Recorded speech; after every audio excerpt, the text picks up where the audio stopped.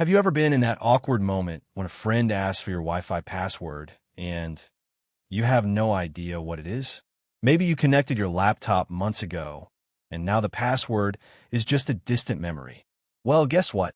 Your Windows PC already knows it, and I'm going to show you exactly how to find it in just a few clicks without using any hacking tools.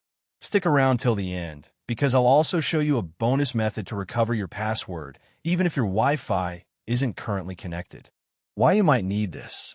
We've all been there. Maybe you bought a new phone, need to share your internet with a guest, or simply want to reconnect another device without resetting your router.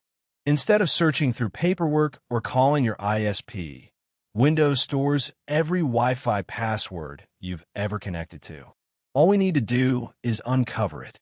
Using network settings, click on the search icon in your Windows taskbar and type Control Panel. Open it. Go to Network and Internet, then click Network and Sharing Center. On the right, you'll see your current Wi-Fi connection. Click on it.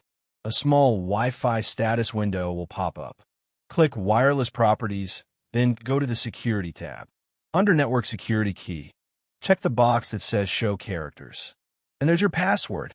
Remember, this only works for networks your PC is currently connected to. Bonus: finding Wi-Fi password through your router. If neither method works, you can always log into your router's settings. Just type your router's IP address, usually something like 192.168.0.1 or 192.168.1.1, into your browser. Log in with your admin username and password, and under the wireless section, you'll find the network key. Every router looks different, so check your manual or ISP's website for exact steps. And that's it. You've just learned 3 easy ways to find your Wi-Fi password on Windows. No more guessing, no more awkward moments, and definitely no more resetting your router just to get back online.